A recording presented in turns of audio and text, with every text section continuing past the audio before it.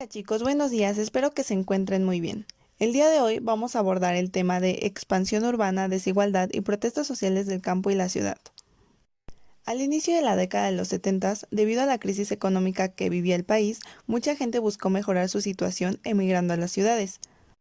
Las zonas urbanas crecieron de manera acelerada, aumentando los asentamientos irregulares y la demanda de vivienda y servicios públicos, como lo que es el agua, la luz y el drenaje. También hubieron conflictos sociales característicos de la sobrepoblación, como la falta de empleo, la contaminación, la sobreexplotación de los recursos naturales, la pobreza, el hambre y desnutrición, entre otros. Nezahualcóyotl es un claro ejemplo de migración, pobreza y desigualdad. Ciudad Neza es uno de los municipios más poblados de todo el país. No solo llegaron personas del Estado de México, también llegaron familias enteras de Oaxaca, Michoacán y Jalisco, con la única intención de hacerse de una vida mejor. Comprar una casa o un departamento dentro de la Ciudad de México, entonces Distrito Federal, era carísimo, pero ese terreno aparentemente inhóspito y sin nombre se convirtió en una tierra prometida. Los pobladores sufrieron muchísimas carencias. La más importante, sin duda alguna, fue el agua.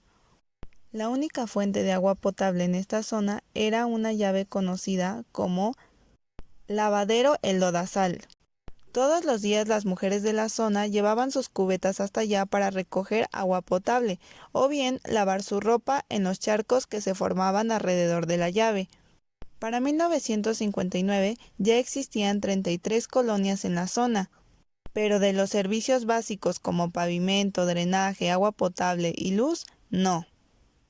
La erección oficial de Ciudad Nezahualcóyotl fue en 1963, poco más de 20 años después de que la gente comenzara a migrar allí. Después de su nombramiento comenzaron las obras para mejorar el aspecto del municipio. Históricamente, México se ha caracterizado por tener marcadas desigualdades sociales y económicas, situación que ha empeorado en las últimas décadas. Según datos del Banco Mundial, en México alrededor del 40% de las personas vive en condiciones de pobreza extrema.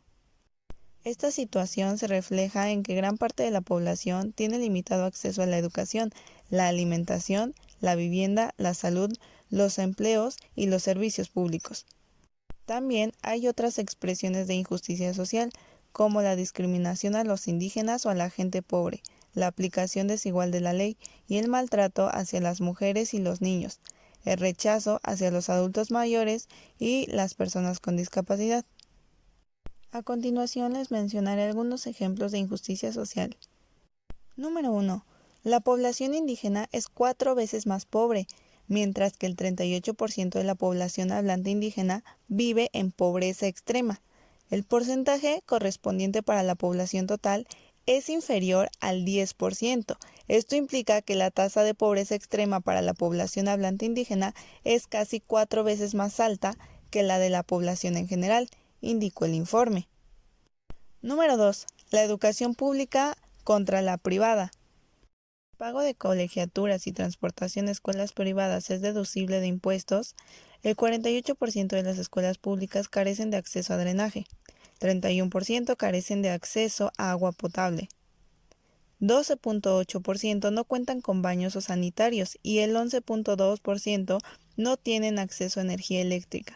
Por otro lado, el 61.2% de ellas los alumnos no cuentan con acceso a un equipo de cómputo que sirva y 80% de los estudiantes no tienen internet, lo que pone a los alumnos en clara desventaja con los de escuela privada. Número 3. Violencia a causa de la marginación. Aunque suele asociarse el incremento de la violencia en varias regiones del país por la guerra emprendida desde 2006 por el presidente Felipe Calderón contra los cárteles de la droga, los niveles de actividad criminal y homicidios en México se asocian de manera significativa con bajos niveles de educación entre los jóvenes y con altas tasas de desempleo juvenil. Esto resulta aún más claro en las zonas urbanas, en donde la concentración de jóvenes con pocas oportunidades de estudiar o trabajar suelen traducirse en mayor niveles de violencia y criminalidad.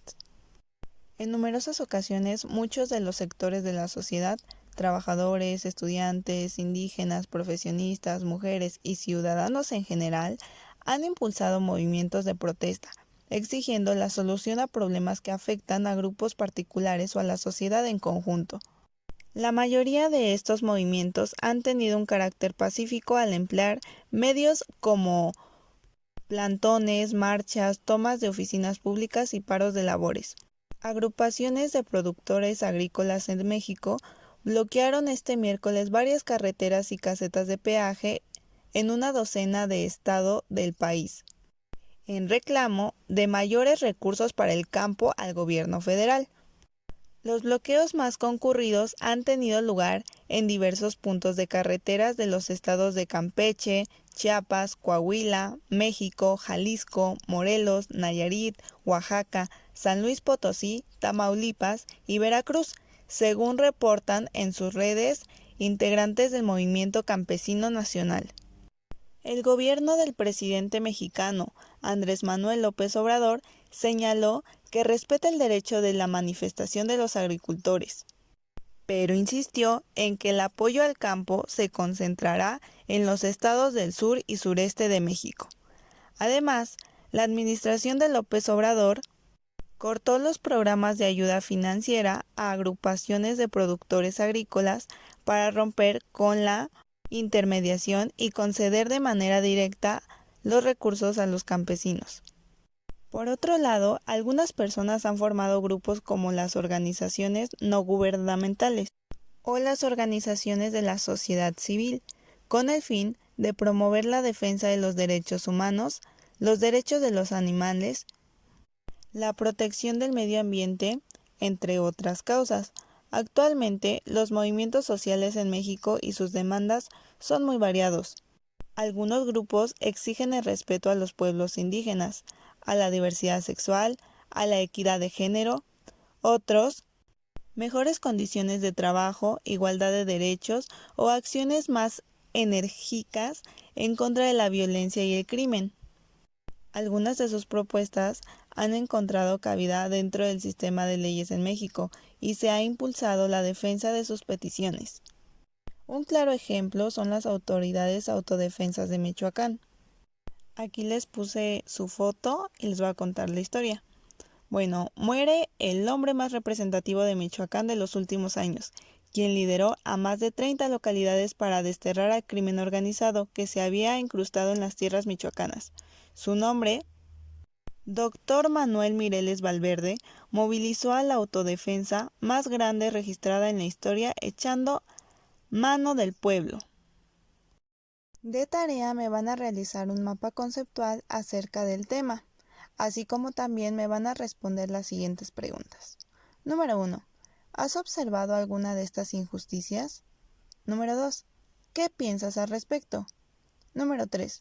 A raíz de la pandemia, ¿qué injusticias has observado? Y eso sería todo y nos vemos la siguiente clase.